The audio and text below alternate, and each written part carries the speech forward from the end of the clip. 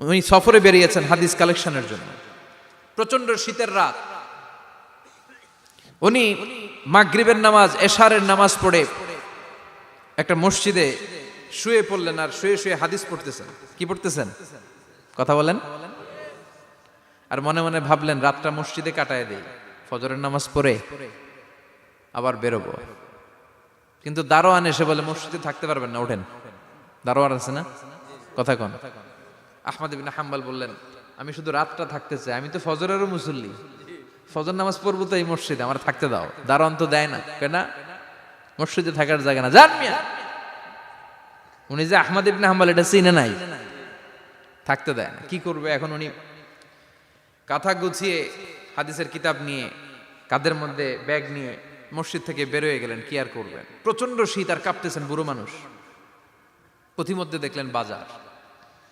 বাজার একজন খাব্বাজ, শাবুন খাব্বাজ, যুবক রুটি বিক্রেতা। সে রুটি বিক্রি করে, চুলার মধ্যে রুটি সেকে। সে যে সালাম দিল আসসালামু আলাইকুম, যুবক বলে ওয়ালাইকুম আসসালাম।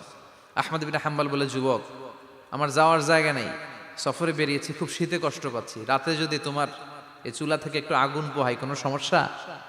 যুবক বলে না না সমস্যা না, আহলান ওয়া সাহলান, খোশ আমদেদ, আসেন আসেন, আপনি আগুন পোহাইলে আমার সমস্যা কি? সুবহানাল্লাহ পড়েন। আল্লাহ শুকরিয়া করে উনি বসলেন আর আগুন পোহাচ্ছেন। আর খেয়াল করলেন যুবক রুটি বানায় আর পরে আস্তাগফিরুল্লাহ, রুটির দলা বানায় পরে আস্তাগফিরুল্লাহ, খামির বানায় আর পরে আস্তাগফিরুল্লাহ, রুটি নিয়ে উনুনের ভিতরে চুলার ভিতরে সেকা দেয় আর পরে আস্তাগফিরুল্লাহ। দোকানদারের কাছে কেউ আসলেই সে রুটি দেয় আর পরে আস্তাগফিরুল্লাহ। ক্রেতার কাছ থেকে টাকা নিয়ে ক্যাশ বক্সে রাখে আর কি পড়ে, আবার রুটি বানানো শুরু করে আর কি পড়ে, খালি এইটাই পড়তেছে। ইমাম আহমদ ইবনে হাম্বল তো অবাক, কিরে এটা আবার কেমন যুবক, খালি আস্তাগফিরুল্লাহ। উনি প্রশ্ন করলেন যুবক ঘটনা কি? আসার পর থেকেই তোমার দেখতেছি তুমি রুটি বানাও, রুটি বিক্রি করো আর পড়ো আস্তাগফিরুল্লাহ, মালাকা ইয়া শাবাব। যুবক বলে আস্তাগফিরুল্লাহ আমার সবচেয়ে বেশি পছন্দের আমল, আমি সব সময় আঠার মতো ইস্তেগফারের সাথে লেগে থাকি আর সব সময় পড়তে থাকি আস্তাগফিরুল্লাহ, আর এর বদৌলতে আল্লাহ আমারে মুস্তাজাবুদ দাওয়া বানিয়ে দিয়েছে। আহমদ ইবনে হাম্বল তো অবাক, আনতা মুস্তাজাবুদ দাওয়া, তুমি মুস্তাজাবুদ দাওয়া, রুটিওয়ালা। আমি এত বছর হাদিস পড়াই, আমিও তো মুস্তাজাবুদ দাওয়া না, আর তুমি রুটি বেচো বাজারে, তুমি মুস্তাজাবুদ দাওয়া, তুমি দোয়া করলে সব কবুল হয়ে যায়। যুবক বলে না আনা মুস্তাজাবুদ দাওয়া, আমি আমার জীবনে যত দোয়া করেছি কবুল করে নিয়েছে কে? সব দোয়া কবুল করে নিয়েছে আল্লাহ, একটা দোয়া ছাড়া। কয়টা? আহমদ ইবনে হাম্বলের কৌতূহল, কিউরিসিটি আরো বেড়ে গেল। কি? সব দোয়া কবুল হয়েছে একটা দোয়া ছাড়া। মাযালিকা দুআ ইয়া শাব, কি সেই দোয়া? যুবক এবার বলতে শুরু করলো আমার জীবনে যে দোয়াটা আল্লাহ কবুল করে নাই সেটা হচ্ছে আমি আল্লাহর কাছে অনেক চেয়েছি, অনেক দোয়া করেছি যে আল্লাহ শুনেছি এই জামানার সবচেয়ে বড় মুহাদ্দিস, তার নাম নাকি ইমাম আহমদ ইবনে হাম্বল। আল্লাহ তোমার কাছে আমার চাওয়া আমি যেন এই ইমাম আহমদ ইবনে হাম্বলরে দেখে মরতে পারি, আমি যেন ইমাম আহমদ ইবনে হাম্বলের হাতে হাত রেখে মুসাফা করতে পারি আর তার কপালে একটা চুমু এঁকে দিতে পারি। আহমদ ইবনে হাম্বল আবেগপ্রবণ হয়ে গেলেন, চোখের পানি ছেড়ে দিলেন, বললেন যুবক তোমার এই দোয়াটাও কবুল হয়ে গিয়েছে।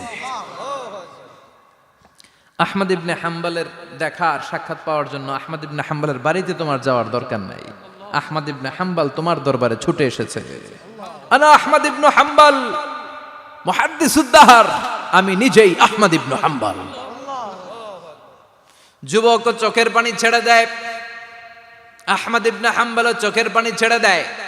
যুবক চিৎকার মেরে ইমাম আহমদ ইবনে হাম্বলকে জড়িয়ে ধরে, হাতে হাত রেখে মুসাফা করে, কপালের মধ্যে চুমু খায় আর আল্লাহর শুকরিয়া করে বলে ও ইমাম আসলে এই দোয়াটাও আল্লাহ আজকে কবুল করে নিল। বিশ্বাস হয় সবসময় ইস্তেগফার পড়লে আপনার দোয়াগুলোর এইভাবে কবুল করে নিবে কে?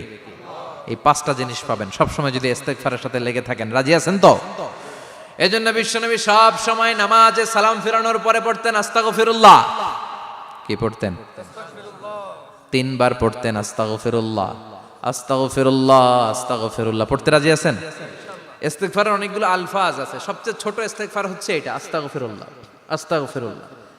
আরো আছে আস্তাগফিরুল্লাহ আল্লাযী লা ইলাহা ইল্লা হুয়াল হাইয়ুল কাইয়্যুম আতুবু ইলাইহি।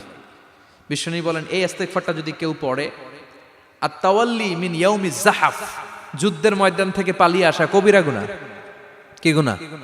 কাফেরদের সাথে যুদ্ধ, আমি তাগড়া যুবক, তলোয়ার নিয়ে নেমেছি, আমার দেহের এক ফোঁটা রক্ত থাকা পর্যন্ত আমি যুদ্ধ চালিয়ে যাব, আমি ফিরে আসতে পারবো না, আইনটা কার? ফিরে আসলে কবিরা গুনাহ। বিশ্বনবী বলেন যুদ্ধের ময়দান থেকে ফিরে এসেছে এরকম কবিরা গুনাহ অবলম্বনকারীও যদি আস্তাগফিরুল্লাহ আল্লাযী লা ইলাহা ইল্লা হুয়াল হাইয়ুল কাইয়্যুম ওয়া আতুবু ইলাইহি পড়ে, ওই কবিরা গুনাহকারীকেও ক্ষমা করে দিবে কে? পড়তে রাজি আছেন তো? আবার সাইয়েদনা আবু বকর বললেন, ইয়া রাসূলুল্লাহ আল্লিমনি দুআআন আদউ বিহি ফি সালাতি, এমন দোয়া আপনি আমারে শিক্ষা দেন যে এই দোয়াটা আমি নামাজে পড়তে পারি। বিশ্বনবী বললেন, পড়ো আল্লাহুম্মা ইন্নী যালামতু নাফসি যুলমান কাসীরান ওয়া লা ইয়াগফিরুয যুনুবা ইল্লা আনতা ফাগফিরলি মাগফিরাতাম মিন ইনদিক ইন্নাকা আনতাল গফুরুর রহিম। সুবহানাল্লাহ পড়েন। এটাও ইস্তেগফার। আমরা এটার বলে দোয়া মাসুরা, সালাম ফেরানোর আগে পড়ি না? যেখানেই ক্ষমা চাওয়ার কথা আছে ওইটারই কি বলে? ইস্তেগফার। আল্লাহুম্মা ইন্নী যালামতু নাফসি, আল্লাহ জুলুম করেছি, যুলমান কাসীরা, অনেক জুলুম, ওয়ালা ইয়াগফিরুয যুনুবা ইল্লা আনতা, তুমি ছাড়া এই গুনাহ ক্ষমা করার তো কেউ নাই। ফাগফিরলি মাগফিরাতাম মিন ইনদিক, তোমার দয়ায় আমারে ক্ষমা করে দাও। ইন্নাকা আনতাল গফুরুর রহিম, তুমি হলা ক্ষমাশীল। ঠিক কি না? এটাও ইস্তেগফার, এটাও পড়বেন। আর এই সব ইস্তেগফারের শ্রেষ্ঠ ইস্তেগফারের নাম সাইয়্যিদুল ইস্তেগফার। যত ইস্তেগফার হতে পারে এর মধ্যে সবচেয়ে শ্রেষ্ঠতম ইস্তেগফার নাম কি? কথা কন। বুখারীর বর্ণনা, শাদ্দাদ ইবনে আউস রাদিয়াল্লাহু তাআলা আনহু বর্ণনা করেন, এই সাইয়্যিদুল ইস্তেগফার দিনের বেলা যে পড়বে ওই দিনে মারা গেলে সে জান্নাতি। এই সাইয়্যিদুল ইস্তেগফার রাতের বেলা যে পড়বে ওই রাতে যদি ইন্তেকাল হয় ওই লোকটা জান্নাতি। মুখস্থ আছে না? কার কার মুখস্থ হাত তুলেন। মাশাআল্লাহ, তাবারাকাল্লাহ, মাশাআল্লাহ, মাশাআল্লাহ। আর যাদের নাই তাদের হোমওয়ার্ক, তাদের আল্লাহুম্মা আনতা রাব্বি লা ইলাহা ইল্লা আনতা খালাকতানি ওয়া আনা আবদুক ওয়া আনা আলা আহদিকা ওয়া ওয়া'দিকা মাস্তাতা'তু আউযু বিকা মিন শাররি মা সানা'তু আবুউ লাকা বিনি'মাতিকা আলাইয়া ওয়া আবুউ লাকা বিযামবি ফাগফিরলি ফাইন্নাহু লা ইয়াগফিরুয যুনুবা ইল্লা আনতা। সুবহানাল্লাহ পড়েন। আজকে রাতে পড়ছেন, মারা গেলে জান্নাতি। চিল্লায় পড়েন না আল্লাহু আকবার। এজন্য বিশ্বনবী বলেন আমার আগের গুনাহও মাফ, পরের গুনাহও মাফ, তারপরেও প্রতিদিন আমি 70 বার তওবা ইস্তেগফার পড়ি। আজকে থেকে পড়তে রাজি আছেন তো? বেশি বেশি ইস্তেগফার পড়া যাবে না? একটু প্রাণ খুলে দিল খুলে আওয়াজ করে পড়েন তো আস্তাগফিরুল্লাহ। আর জোরে পড়েন আস্তাগফিরুল্লাহ। আবার সবাই পড়েন আস্তাগফিরুল্লাহ। সব সময় তওবা ইস্তেগফার যারা পড়ে তাদেরকে পছন্দ করে কে? সব সময় জিকির করে করে জিহ্বাটারে যারা ভিজিয়ে রাখে তাদেরকেও পছন্দ করে কে? আল্লাহ বলেন ওয়াজকুর রাব্বাকা ফি নাফসিকা তাদাররুআন ওয়া খীফাতান ওয়া দুনাল জাহরি মিনাল কওলি বিল গুদুবি ওয়াল আসাল ওয়া লা তাকুম মিনাল গাফিলিন। সুবহানাল্লাহ পড়েন। আল্লাহ বলেন ওয়াজকুর রাব্বাকা ফি নাফসিক, আল্লাহরে মনে মনে ডাকো। তাদাররুআন ওয়া খীফা, আল্লাহর জিকির করতে আল্লাহ বলেছেন ফি নাফসিক। বুঝতেছেন না অর্থ? ফি নাফসিকা, মনে মনে আল্লাহর জিকিরটা করো। তাদাররুআন ওয়া খীফা, তাদাররুআন মানে বিনয়ের সাথে, with full of humility, submission and humbleness, বিনয়ের সাথে আল্লাহরে ডাকো। ওয়া খীফা, গোপনে গোপনে ডাকো। দুনাল জাহারি মিনাল কওল, চিৎকার চেঁচামেচি করে ডেকো না। কার কথা? আওয়াজ করে জিকির করো না। এই যে আমরা মাহফিলে লা ইলাহা ইল্লাল্লাহর জিকির করে, এটা তালিমান। উদ্দেশ্য কি?